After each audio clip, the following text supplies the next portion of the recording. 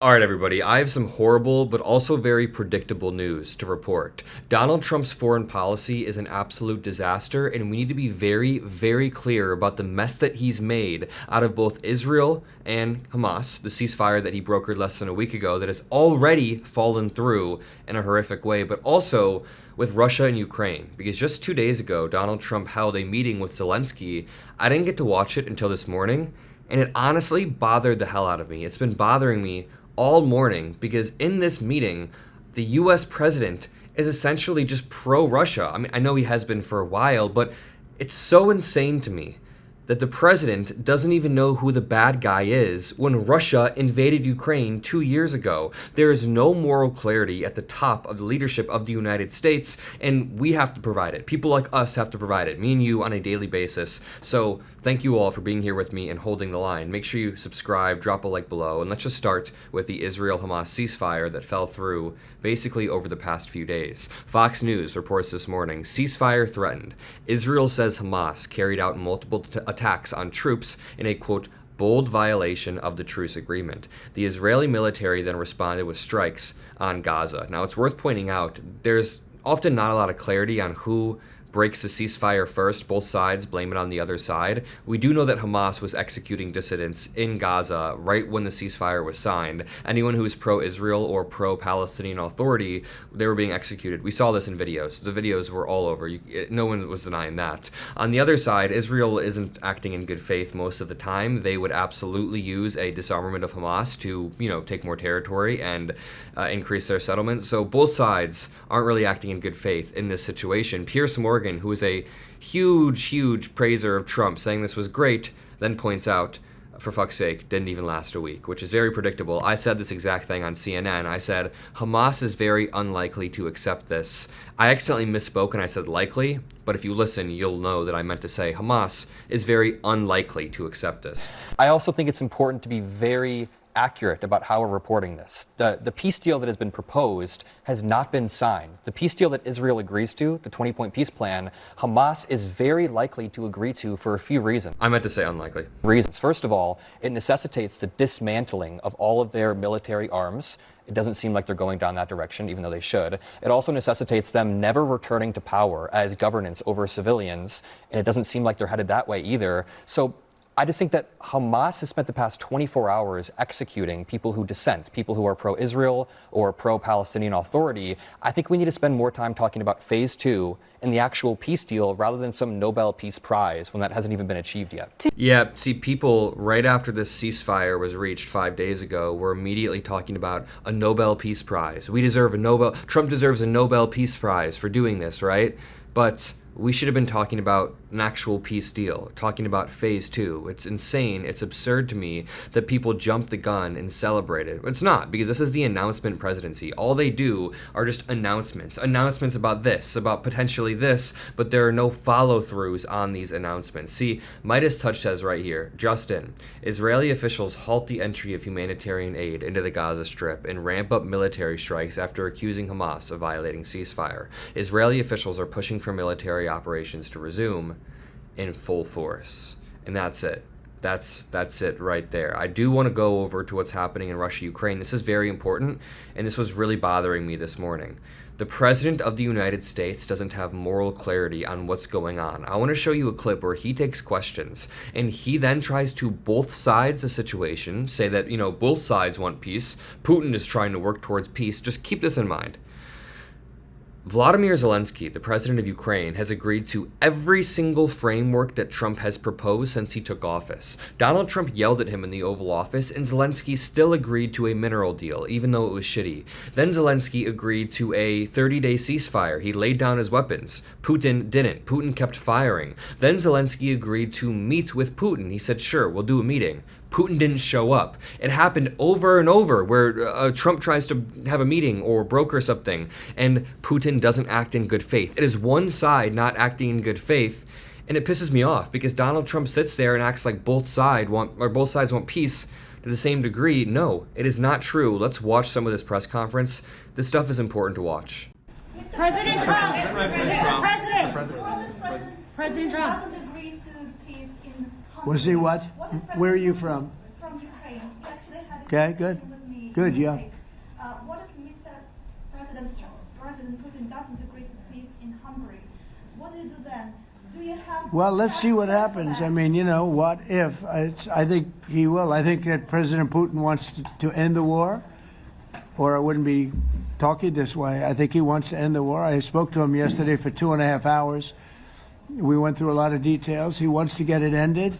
I think that President Zelensky wants to get it ended. Now we have. The both sidesing of it is so painful. It is so incredibly painful to me that the president can't have moral clarity about this situation and about who's right and who's wrong. But this nightmare gets even worse. As the press conference continues to go on, a reporter from Mike Lindell TV, yes, you heard me right, Mike Lindell TV, he has his own news station. She looks exactly how you think she will. She then asks Zelensky a question. She asks him to make concessions to Putin on the spot. I'm sorry, but what the fuck is this? Is this a negotiation with Putin at the table? You want Zelensky to start making land concessions? What about Putin's concessions? Putin just has a monopoly on being able to not make concessions and escalate at the same time? That's what's sickening. TV, and although I love asking you questions, today my question is for President Zelensky Sure. of Ukraine. Go ahead, please. Thank you. Our President Zelensky, President Trump, just brokered a peace deal in the Middle East that all Americans, both sides of the aisle, are very proud of. But to meet that deal, both sides had to make concessions. Our president has stuck out his neck in many ways to make a peace deal for your war as well. What specific concessions are you willing to make to end this war with Russia? Will you give up joining NATO?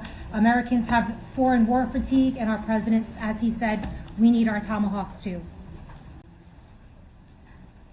To me. Yes, you, President Zelensky. Thank you What very much. concessions would you That's some question, right? So many questions Thank you. in one. Thank you very much for your question. First of all, I think we need to sit and speak. The second point, we need ceasefire. Even now, you see in the Middle East, it's very difficult to hold ceasefire. Everywhere, in every war, it's very difficult. We want peace. Putin doesn't want. That's why we need pressure on him. We will speak with President today what we need. We understand what we need to push Putin to negotiation table. And as I said previously, so we are ready to speak in any kind of format, bilateral, trilateral, doesn't matter. Matter just peace. This is important. And we don't speak about NATO or NATO. For Ukrainians, it's very important. Of course, it's our decisions of allies to decide where we are. But are you willing to give up Yes, but joining the NATO? most important thing for people in Ukraine, which are under each day's attacks, to have really strong security guarantees. NATO is the best, but weapon is very important. Allies on our side is very important, and between us, for us, bilateral security guarantees between me and President Trump.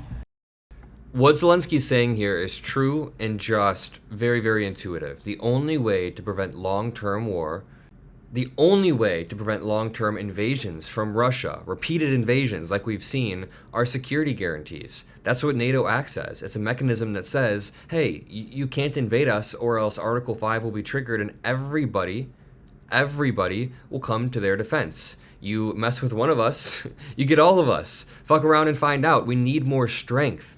I feel like America is one of the strongest countries in the world. That comment in and of itself is going to ruffle some feathers, but I stand by it. America is one of the strongest countries in the world, or at least a year ago under Biden, it was. Our economy was recovering at a rate faster than most other developed economies.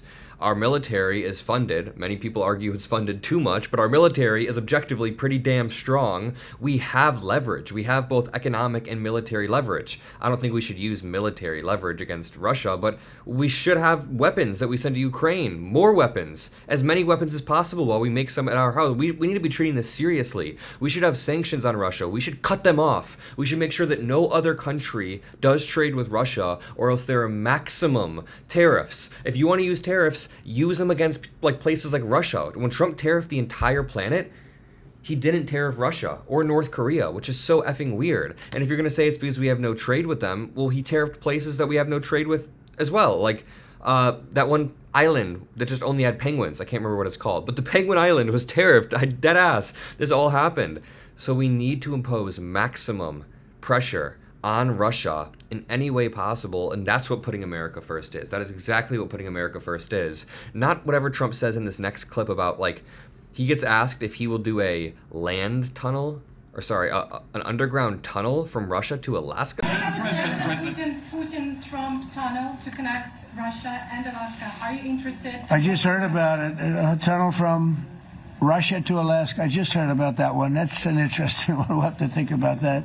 I hadn't heard that. We just did a nice road in Alaska that's going to get us to a lot of minerals, and we have a piece of it, a good piece of the ownership because of the fact we made it possible. But this came up yesterday, a tunnel from Russia to Alaska. That's an interesting. What do you think of that, Mr. President? Do you have any ideas? How do you like that idea? I'm not happy with this. I don't think you're going to like it. I don't think he liked it. I don't think. Nothing about it's funny, but Zelensky's response at least had some humor in it. I'm going to leave it there. If you appreciate this, make sure you drop a like. Make sure you subscribe. We're just trying to provide moral clarity at a time when the leadership in our country won't. Love you all, and peace out.